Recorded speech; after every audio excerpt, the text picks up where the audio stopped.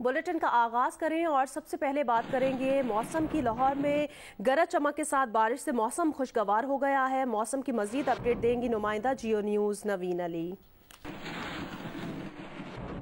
जी, इस वक्त लाहौर का मौसम इंतहाई खुशगवार, इंतहाई सुहाना मौसम है, क्योंकि सुबह सवेरे आसमान पर काले गहरे बादल छा गए और देखते ही देखते बादल गरजने लगे और फिर बरसने लगे। और अभी सूरत हाल ये है कि किसी एक इलाके में नहीं बल्कि पूरे लाहौर के अंदर मूसलाधार बारिश का सिलसिला जारी है। बादल गरज रहे हैं, बिजली कड़क रही है और बादल जो है वो खुल के बरस भी रहे हैं।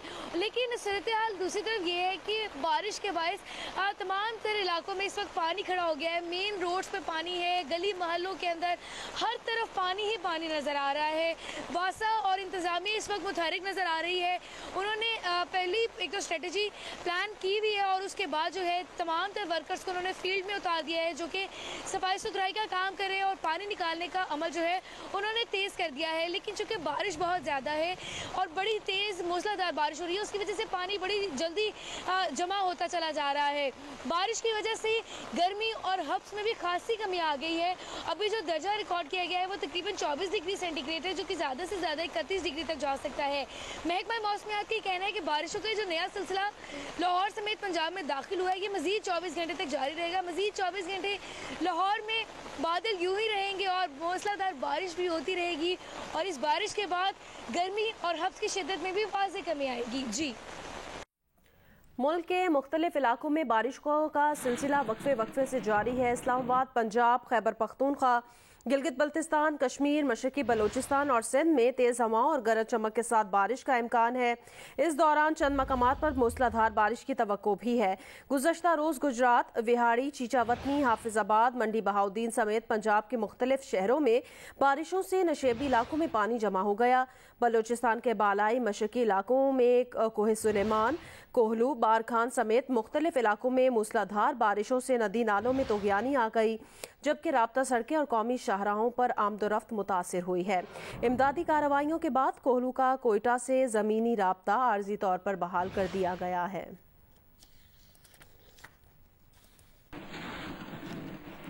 आगे बढ़ें, दीगर अहम खबरें शामिल करें। सिंध हुकूमत ने आज जुमे के रोज़ भी मार्केट्स खोलने का फैसला किया है। हुकूमत सिंध का मार्केट्स खोलने से मुतालिक बड़ा फैसला सामने आया। तर्जुमान सिंध हुकूमत मुर्तज़ा वहाब ने जियो न्यूज़ से गुफ्तगू करते हुए कहा कि सिंध हुकूमत ने जुमे के रोज़ भी मार्केट खोलने का फैसला किया है। आज जुमे को मार्केट्स खुलेंगी। अब हफ्ते में सिर्फ इतवार को बाजार बंद रहेंगे। उनका कहना था कोरोना केसेस की शरह में कमी भी आई है।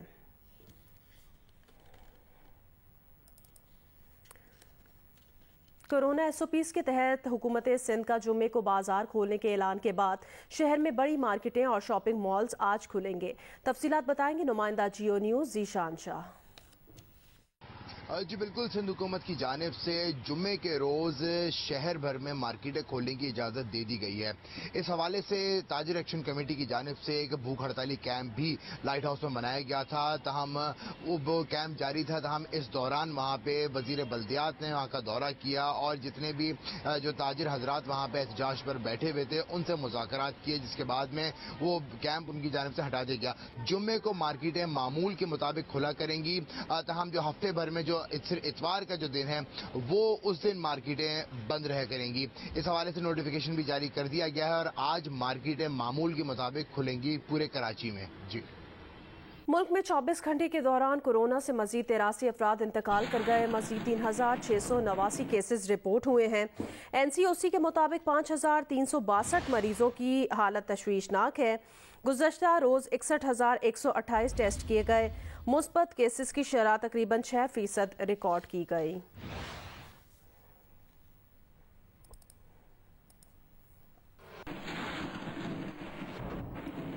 NCOC ने कोरोना फैलाव वाले शहरों में पाबंदियों में 15 सितंबर तक तौसी कर दी है। 24 अजला में तमाम तालीमी इदारे, इंटरसिटी ट्रांसपोर्ट और जिम्स बंद रहेंगे। NCOC के मुताबिक कोरोना वायरस के ज़्यादा फैलाव वाले अजला में जारी पाबंदियों में 3 दिन की तौसी की गई है। इस्लामाबाद समेत पंजाब, खैबर पख्तूनख्वा के 24 अजला में पाबंदियाँ 15 सितंबर तक होंगी। NCOC के मुताबिक मुतासिरा अजला में इंडोर और आउटडोर इज्तिमा पर पाबंदी बरकरार रहेगी। तमाम इंडोर जिम्स पर पाबंदी बरकरार रहेगी। इंटरसिटी ट्रांसपोर्ट पर पाबंदी बरकरार रहेगी। NCOC का कहना है विफाक की तमाम इकाइयाँ कोरोना SOPs पर अमल दरामद यकीनी बनाएं। कोरोना और तिबी सूरत हाल की रोज़ाना की बुनियाद पर मॉनिटरिंग की जा रही है। NCOC के मुताबिक पहले से मुख्तलिफ सेक्टर्स पर आयद पाबंदियाँ बरकरार रहेंगी।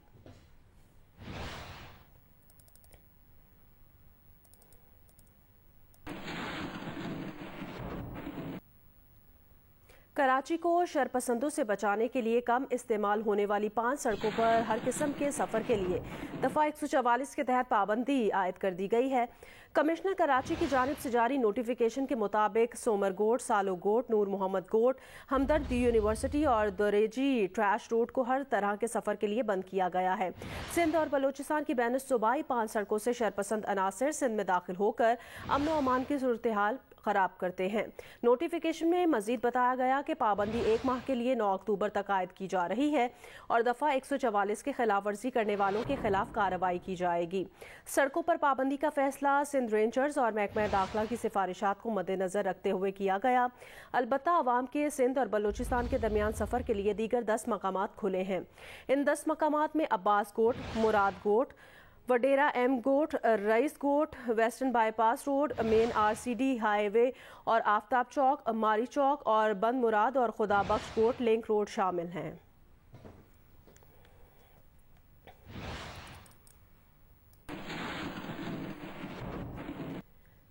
CTD ने लाहौर के इलाके टाउनशिप में इंटेलिजेंस बेस्ड ऑपरेशन के दौरान कलअदम तंजीम के 3 दहशतगर्दों को गिरफ्तार करके धमाका खेज मवाद बरामद कर लिया है। तर्जुमान के मुताबिक CTD टीम लाहौर को खुफिया इत्तला मौसूल हुई कि टाउनशिप के इलाके आइडियल पार्क में कलअदम तंजीम दाइश के अरकान मौजूद हैं, जिस पर CTD टीम ने वहां छापा मार कर 3 दहशतगर्दों मोहम्मद जुनेद ज़ियाद, मोहम्मद वकास और मोहम्मद जवाद को गिरफ्तार कर लिया। ये दहशतगर्द लाहौर में कानून नाफिज करने वाले इदारों और अहम सरकारी इमारतों पर हमला करने की मनसूबाबंदी कर रहे थे। दहशतगर्दों के कब्जे से देसी साख्ता बम, डिवाइस, डेटोनेटर्स, धमाका खेज मवाद, पिस्टल, लैपटॉप मवाद बरामद हुआ है। थाना CTD लाहौर में मुकदमा दर्ज करके मुल्जिमान से तहकीकात शुरू कर दी गई हैं।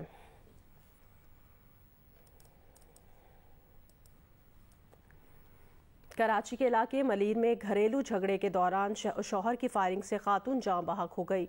मलीर गुलशन ने आमना के घर में शौहर ने फायरिंग करके बीवी को कत्ल कर दिया। मकतूला की शनाख्त मुस्तफीद के नाम से हुई है, जो 4 बच्चों की मां थी। मकतूला के बेटे के मुताबिक मुलजिम मकतूला का तीसरा शौहर है। मकतूला के बेटे ने बताया कि चंद रोज पहले मकतूला ने अपना मकान फरोख्त किया था। मुलजिम ने मकतूला से 20 लाख रुपए लिए और जुए और नशे में खर्च कर दिए। आज जब मकतूला ने पैसों के मुतालिक पूछा तो झगड़ा हो गया। मुलजिम वारदात के बाद फरार हो गया। पुलिस ने जाए वकुआ से 30 बोर पिस्तौल के 2 खोल भी तहवील में ले लिए हैं।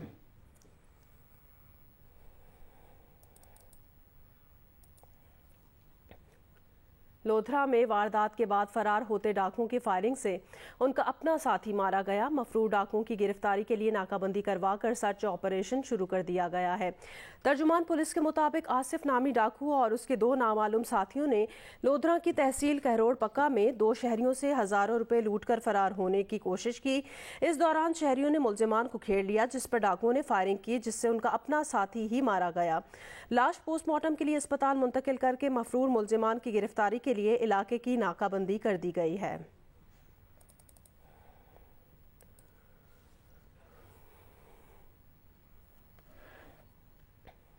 लाहौर के जनरल अस्पताल में चोर लेडी डॉक्टर के कमरे से मोबाइल फोन और नकदी चोरी करके ले गया। वारदात के बाद कमरे से चोर के जाने की CCTV वीडियो सामने आ गई।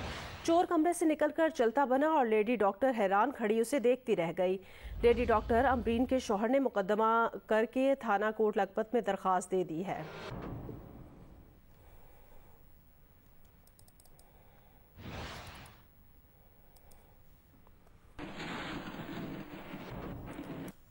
अभी आपको खबर दें, अफगानिस्तान की सूरत हाल पर अक़वाम मुत्तहिदा की सलामती काउंसिल के इजलास से खिताब में पाकिस्तान के मुस्तकिल मंदूब मुनीर अकरम ने कहा कि दाइश, अलकायदा समेत दहशतगर्द तंजीमों को अफगानिस्तान में पैर जमाने की इजाज़त नहीं होनी चाहिए। अफगानिस्तान में कलअदम तंजीमों को काम करने का मौका नहीं मिलना चाहिए। उन्होंने कहा, माजी में अफगान सरजमीन को पाकिस्तान के खिलाफ इस्तेमाल किया गया। उम्मीद है अफगान सरजमीन दूसरे ममालिक के खिलाफ इस्तेमाल नहीं होगी। अफगान हुकूमत मुल्क में अमन और इंसानी हुकूक की पासदारी यकीनी बनाने के लिए तश्कील दी गई है। अफगानिस्तान के मुंजमद अकाउंट्स की बहाली ज़रूरी है। अफगानिस्तान को इसके इक़्तिसादी वसाइल तक रसाई की ज़रूरत है। आलमी बिरादरी इंसानी हुकूक की बुनियाद पर काबुल की इमदाद करे। उन्होंने कहा, पाकिस्तान ने अफगान अवाम के लिए इमदादी सामान और तिबी इमदाद के 3 जहाज़ भेजे हैं। मुनीर अकरम ने अफगान हुकूमत से UN एजेंसी को रसाई और तहफ़्फ़ुज़ देने का मुतालबा किया है। It is obvious that the threat posed by terrorist groups must be addressed, but it must be addressed comprehensively and cooperatively and not selectively. Pakistan has endured hundreds of terrorist attacks by the TTP, which was sponsored by hostile intelligence agencies. Over 100 attacks occurred against Pakistan from Afghan territory in 2020. We will work with the authorities in Kabul and with the international community to put a halt to TTP terrorism, and we will work with our friends in order to put a halt to all terrorism from Afghanistan. Mr. President, peace in Afghanistan is in the interest of the entire international community. We hope that the international community, including all of Afghan neighbors, will develop an agreed approach to respond to the new realities in Afghanistan and restore peace and stability in that country. Secretary general अक़वाम मुत्तहिदा Antonio Guterres ने खदशा जाहिर किया है अफगानिस्तान पर तालिबान के control से अफ्रीकी मुल्कों के मुसल्लह जिहादी ग्रुपों की हौसला अफजाई होगी। उन्होंने इन ममालिक के सिक्योरिटी मैकेनिज्म को मजबूत बनाने की ज़रूरत पर जोर दिया है। गैर मुल्की खबर एजेंसी को इंटरव्यू में सेक्रेटरी जनरल का कहना था, तालिबान के साथ बातचीत को बरकरार रखना चाहिए, जिनकी बुनियाद अफगान अवाम के साथ यकजहती होनी चाहिए। उन्होंने कहा, लाखों अफराद को भूख के बायस मौत के मुंह में जाने से रोकना होगा।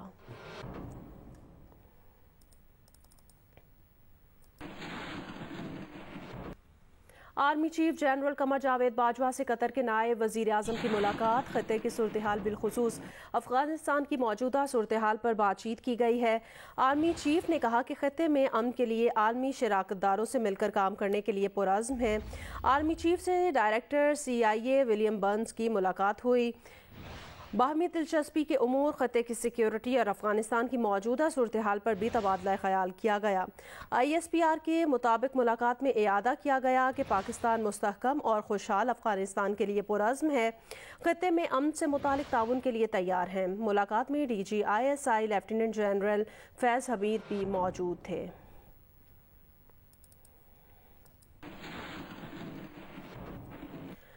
अफगानिस्तान की नई अबूरी हुकूमत की इफ्तिताही तकरीब में शिरकत के दावतनामे मुख्तलिफ मुल्कों को जारी कर दिए गए हैं। बरतानवी मीडिया के मुताबिक तकरीब में पाकिस्तान, चीन, तुर्की, मिस्र, कतर और मुत्तहिदा अरब अमारात शिरकत करेंगे। तकरीब में रूस और उज़्बेकिस्तान के नुमाइंदे भी शिरकत करेंगे।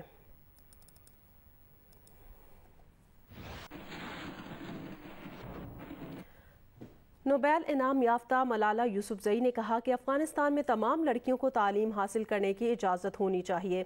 अक़वाम मुत्तहिदा की सलामती काउंसिल के इजलास से खिताब में मलाला यूसुफजई ने कहा कि पुरअमन और मुस्तहकम अफगानिस्तान के लिए ज़रूरी है कि लड़कियां तालीम हासिल करें और सलामती काउंसिल इस बात को यकीनी बनाए कि अफगान लड़कियों और ख़वातीन के हुकूक का तहफ़्फ़ुज़ हो। अफगानिस्तान के पड़ोसी ममालिक को इजाफी मदद दी जाए।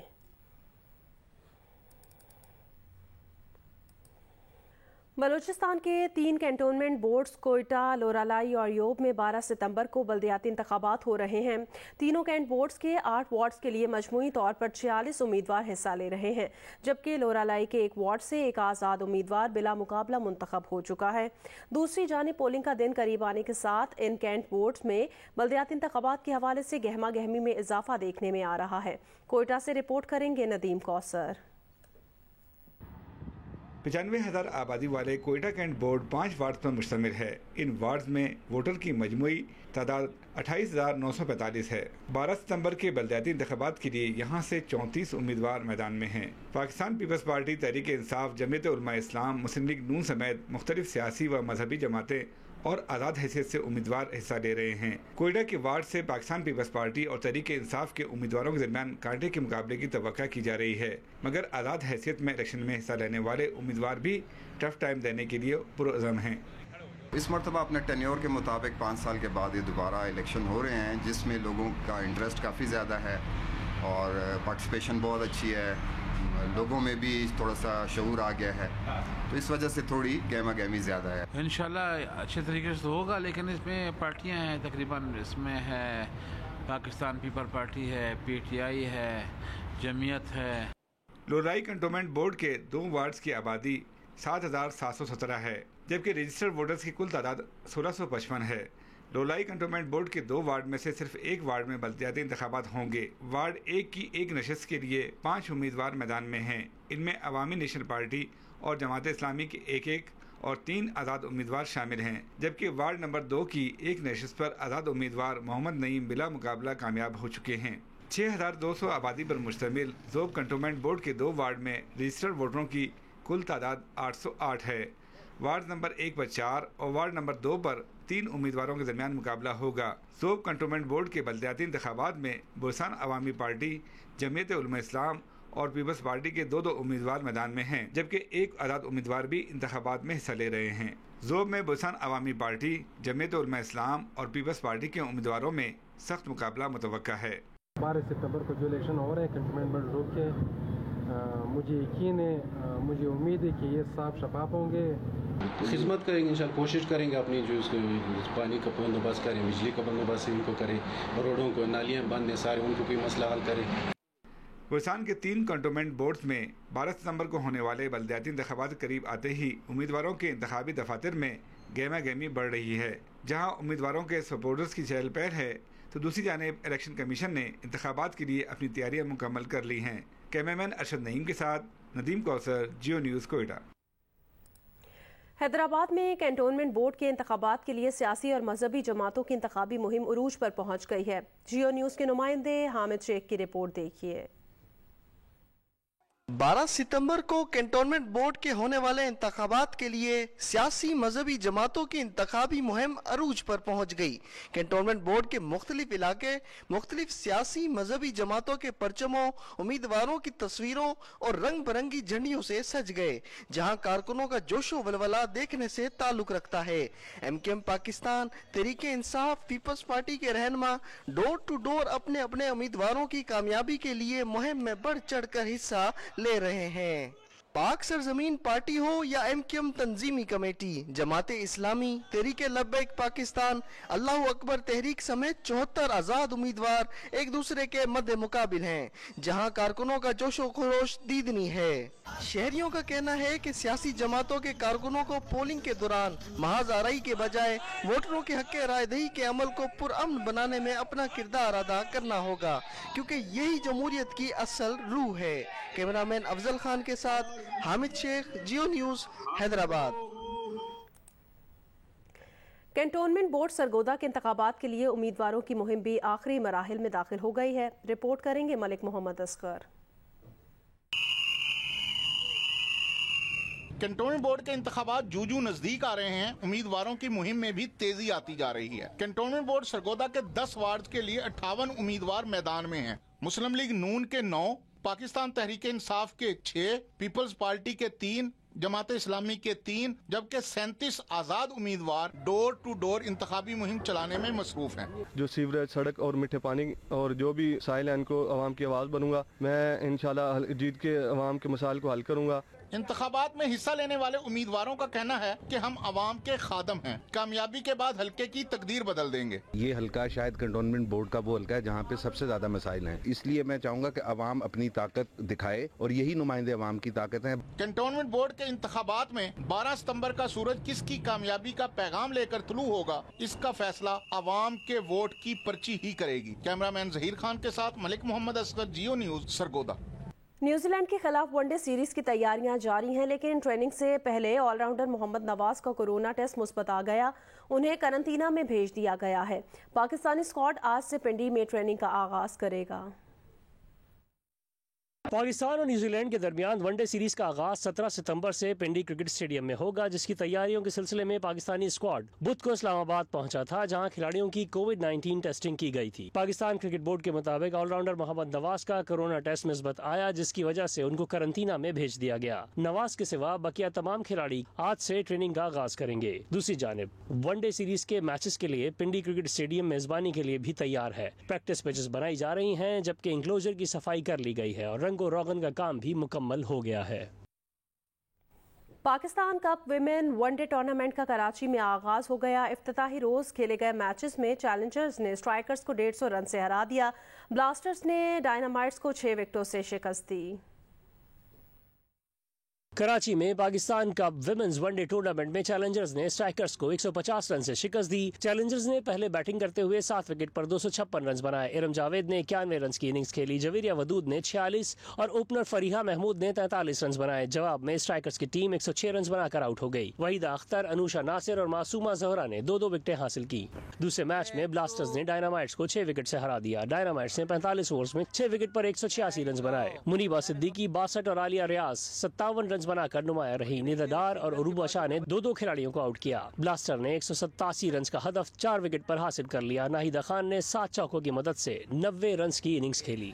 बहावलनगर में अशिया खुरोनोश की कीमतों में मुसलसल इजाफा हो रहा है, जिसके बायस अवाम की मुश्किलात में भी इजाफा हो रहा है। मजीद बताएंगे नुमाइंदा जियो न्यूज़ आरिफ शहजाद। जी, बहावलनगर में भी अशिया खुरोनोश की कीमतों में मुसलसल इजाफा होता जा रहा है, जिसकी वजह से गरीब और मुतवस्सित तबके की मुश्किलात भी बढ़ गई हैं। फल, सब्जियां, दालें, घी, चीनी और आटे की कीमत में एक हफ्ते के दौरान 10 रुपए से लेकर 20 रुपए तक इजाफा हुआ। मुर्गी का गोश्त भी 23 रुपए इजाफे के बाद 275 रुपए फी किलो फरोख्त किया जा रहा है। इसी तरह सब्जियों में टमाटर 80 रुपए किलो, आलू 100 रुपए, मटर 300 रुपए और प्याज 60 रुपए किलो के हिसाब से मार्केट में दस्तयाब है।